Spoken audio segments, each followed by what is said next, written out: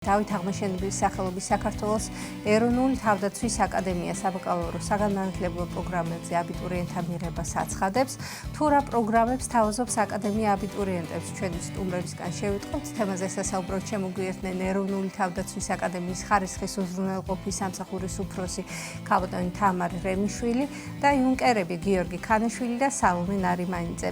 დილამშვიდობის, მადლობას მოგახსენებთ მობრძანებისთვის. მოგესალმებით, მადლობა მოწვევისთვის. ქალბატონი თამარ, თავდაპირველად თქვენთან დავიწყებ საუბარს, რა თქმა უნდა და შემდგომ უკვე გადავალთ ჩვენს იუნკერებთან.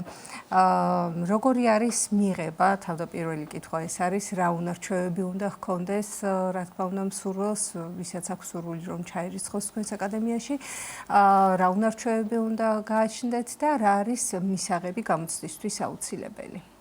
რასაგნები? Მნიშვნელოვანი კითხვაა.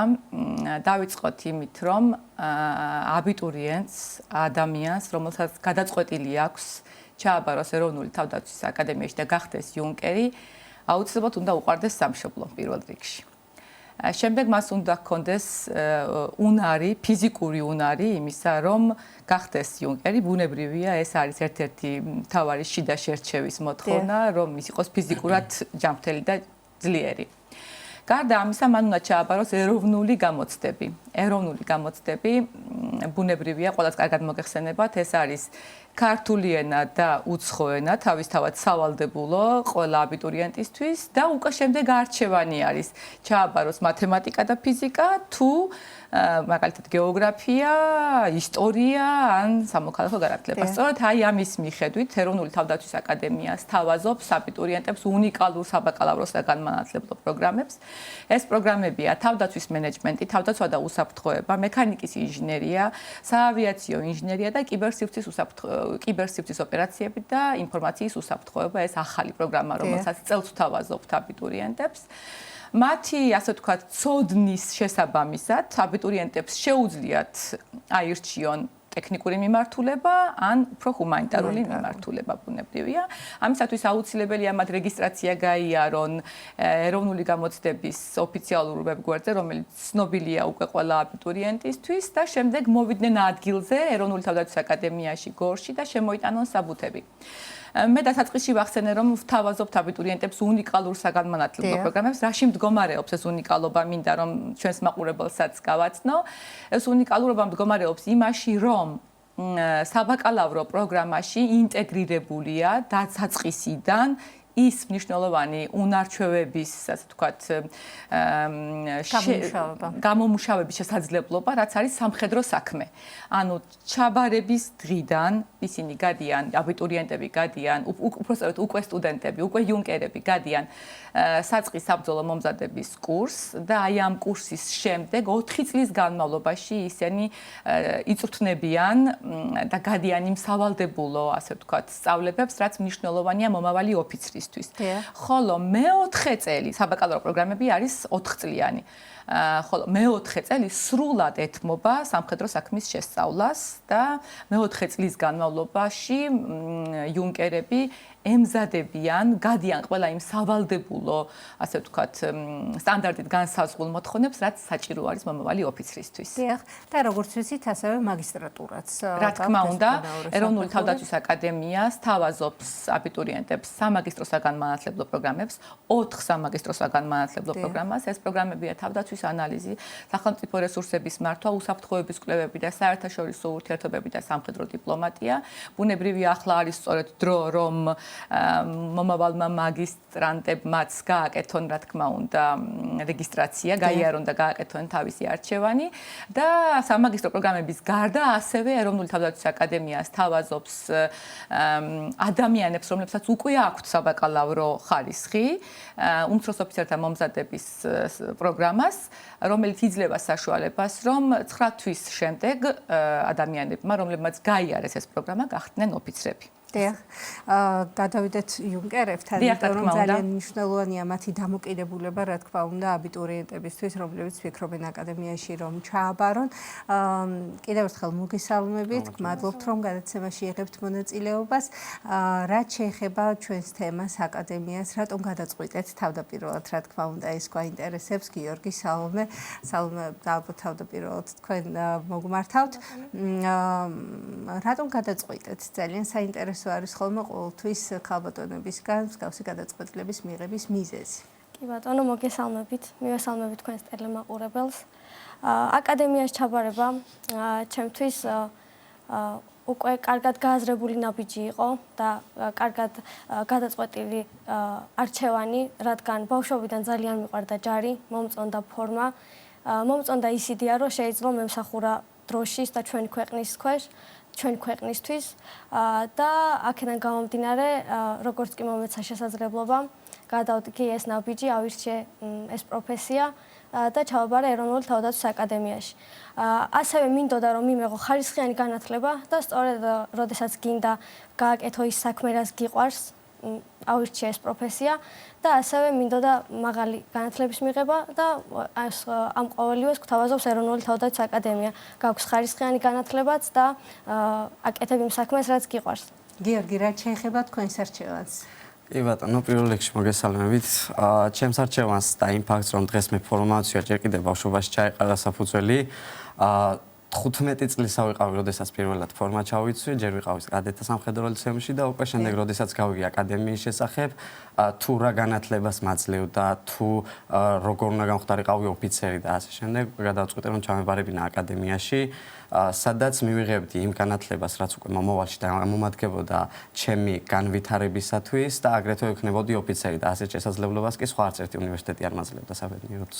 თქვენ ახლა მესამე კურსის სტუდენტები ძანდებით კი რომ ვუთხრათ აბიტურიენტებს რა საფეხურების გავლა უწევთ პირველ, მეორე, მესამე კურსზე და როგორი არის ვთქვათ ეს მომზადების პერიოდი, იმიტომ რომ ქალბატონმა თამრმა ახსენა რომ პირველივე წუთებიდან იწყება ფიზიკური მომზადება, სამხედრო მომზადება. როგორი არის ეს ყველაფერი? რამდენად რთული არის? გიფიქრიათ თუ არა ის რომ ვთქვათ შეგეცვალათ თქვენი არჩევანი და დაგენებებინათ თავი, ეს რამდენად არის დაკავშირებული სირთულეებთან, როგორც ფიზიკურ, ასევე ფსიქოლოგიური თვალსაზრისით? კი ბატონო, მოგახსენებთ, მარტივი არ არის პირდაპირ ვიტყვი, იმიტომ რომ პირველივე ჩაბარების წუთიდან ჯერ თავი დაიწყებს საწყის საბრძოლო მომზადების კურსით, რომელიც არის 5 კვირიანი, უკვე აკადემიაში დაბრუნების შემდეგ, ამ 5 კვირის შემდეგ იწყება ყოველდღიურობა აკადემიაში და ყოველდღიურობა დატვირთულია ძალიან, მინდა ვთქვა, დილით იწყება 6 საათზე, დილით არის ფიზიკური მომზადება, ამის შემდეგ პირადი საჭიროებისათვის დრო, შემდეგ საკვები, 9 საათზე იწყება ლექციები, 9 საათიდან 4 საათამდე გრძელდება სალექციო პროცესი. 4 საათიდან უკვე საღამოს 6 საათამდე გვაქვს ფიზიკური მომზადება, ისევ, იმიტომ რომ სამხედროსთვის ძალიან მნიშვნელოვანია ფიზიკური მომზადება, უნდა იყვნენ გრადები და განძლეები, ასე ვთქვათ. და უკვე 6 საათიდან საღამოს 9 საათამდე გვაქვს თავისუფალი დრო. პირველ, მეორე, მესამე, მეოთხე კურსაც ასევე თავისუფალი დრო გამოყენება შეუძლია, რა ვიცი, როგორც სურს. გვაქვს ეგრეთ წოდებული საღამოს დათხოვნები, როდესაც შეგიძლია ბაზა დატოვო, გამოხვიდე ქალაქში, განტვირთვის ერთ-ერთი საშუალება. აკადემიაში გვაქვს აგრეთვე რეკრეაციული ზონები, გვაქვს დარბაზები, გვაქვს ბიბლიოთეკა, რომელიც საღამოს 9 საათამდე მუშაობს და ესე რომ აკადემია ყოველგვრივ გიწყობს ხელს, რომ იქნება ეს განტვირთვა, ვარჯიში, დასვენება უბრალოდ, შენ თავზე მუშაობა და განათლების მიღება, ყველაფრის საშუალება გაქვს. ანუ 6 საათის შემდეგ არის შენი თავისუფალი და რასაც კიდე იმას გააკეთებ. სალომე, რაც შეეხება განათლება ხშირად ახსენეთ, რომ მნიშვნელოვან ცოდნას გაძლევთ აკადემია და რა არის ის, რაც ასე გხიბლავთ, ასე ვთქვათ და ის ცოდნა, რომელსაც ემყარება შემდგომ ის პროფესია, ხომ ჩამოყალიბდეთ პროფესიონალებად, რაში მოიაზრება? კი ბატონო, აკადემია გვაძლევს ცოდნას, როგორ ვიყოთ კარგი ოფიცრები, როგორ ვიყოთ კარგი მეთაურები, როგორ მართოთ ქვედანაყოფი და როგორ ვიყოთ წარმატებული ოფიცრები, ასე ვთქვათ. და გვეხმარება, რომ ჩვენი კარიერა, ჩვენი მიმართულებით წავიყვანოთ კარგად და ყველაფერი იყოს ორგანიზებული, ასე ვთქვათ.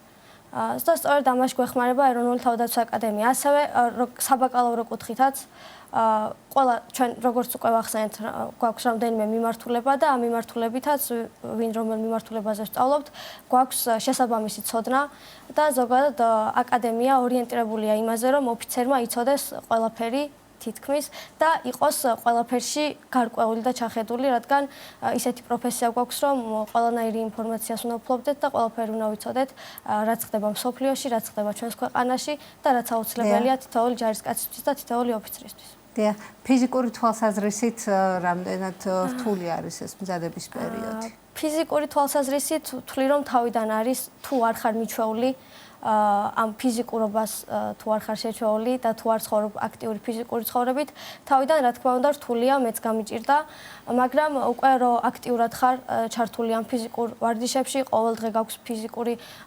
აქტივობები, უკვე შენი ორგანიზმი ეჩვევა ყველაფერს. და მე უკვე ის მინიმუმი, რაც საჭიროა და აუცილებელია თითოეული ჯარისკაცისთვის, რომ გქონდეს და შეგვეძლოს ელემენტარული, უკვე მესამე კურსზე მით უმეტეს და შემდგომ უკვე აღარ არის რთული, ასე ვთქვათ.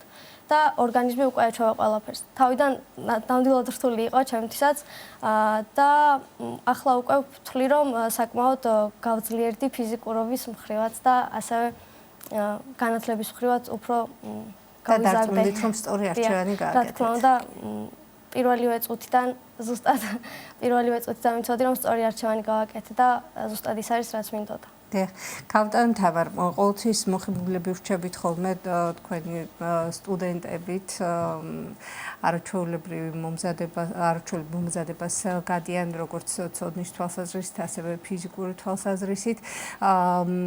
ჩვენ ვახსენეთ ის თუ გარკვეულწილად რა საგნები შეისწავლება, მაგრამ მიმართულებებზეც უფრო მეტილად რომ გავმახვილდეთ და რამდენად შესაძლებელი არის რომ საერთაშორისო გამოცდილება მიიღონ და გაიზიარონ. მოგახსენებთ, ახალგაზრდებმა ახსენეს უკვე, რომ აქვთ საშუალება დაეუფლონ საკუთარ პროფესიას და ასევე საბაკალავრო მიმართულებას, აქ ერთს ავგნიშნავ, რომ ყველა საბაკალავრო იქნება ეს თუ სამაგისტრო საგანმანათლებლო პროგრამა აკრედიტირებულია, რაც ნიშნავს, რომ ყველა პროგრამა, რომელსაც აკადემია დღეს ახორციელებს, აკმაყოფილებს იმ ეროვნულ სტანდარტებს, აკრედიტაციის სტანდარტებს და თითოეული უნივერსიტეტი ავტორიზებულია, რაც ნიშნავს, რომ აკმაყოფილებს ავტორიზაციის სტანდარტებს, რაც ნიშნავს თავისთავად, რომ საერთაშორისო გამოცდილებასაც ბუნებრივია იმ სტანდარტებს, რომლებიც არსებობს საერთაშორისო მასშტაბით, მასაც აკმაყოფილებს აკადემია, როგორც ინსტიტუციურად, ასევე საგანმანათლებლო პროგრამის მიმართულებით.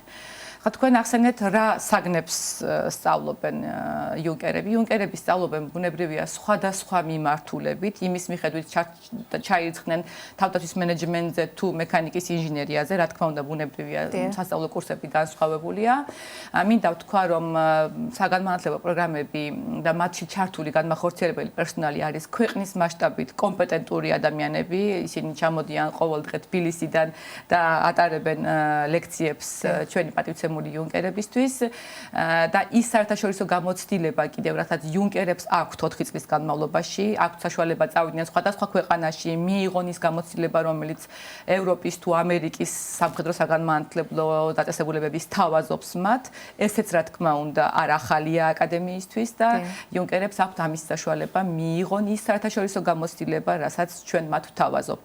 იუნკერების გარდა ამის საშუალება აქვთ პროფესორ მასწავლებლებსაც და ისინი პერმანენტულად მიემგზავრებიან სხვადასხვა ქვეყნებში და მოაქვთ ის საერთაშორისო გამოცდილება, რომელიც თქვენ ახსენეთ. დიახ, კაპიტან თამარ ახსენის სალომემ და გიორგიმ ასევე თავისუფალი დროის გამოყენება, რაც ძალიან მნიშვნელოვანი არის და ახსენეს რეკრეაციული ზონა, სხვადასხვა დარბაზები. ამის შესახებაც რომ ვისაუბროთ, იმიტომ რომ დარწმუნებულია ჩვენს აბიტურიენტებს და მათ მშობლებს დეტალური ინფორმაცია აინტერესებს. რა თქმა უნდა.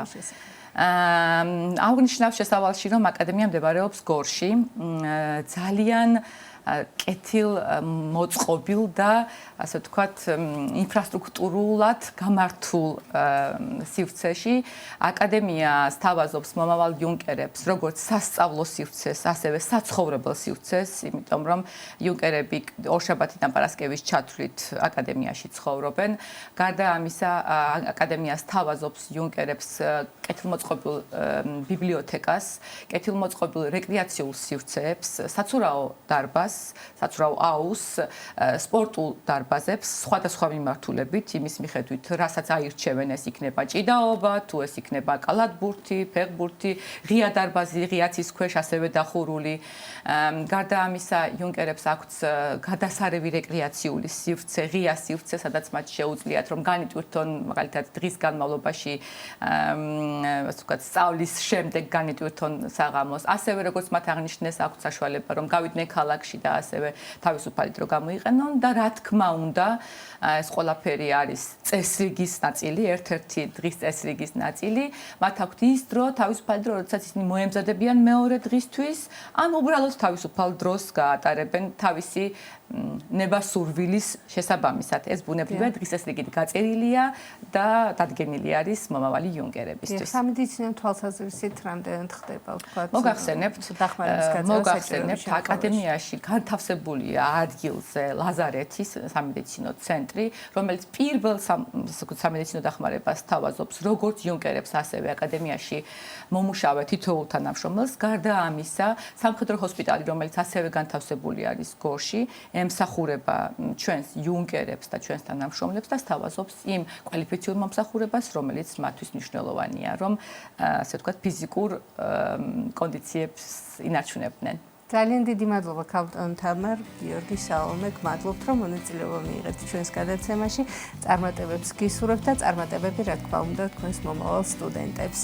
მადლობა. შეგახსენებთ, სტუდიის სტუმრები გახდნენ ეროვნული თავდაცვის აკადემიის ხარისხის უზრუნველყოფის სამსახურის უფროსი ქალბატონი თამარ რემიშვილი და იუნკერები გიორგი ქანაშვილი და სალომე ნარიმანიძე.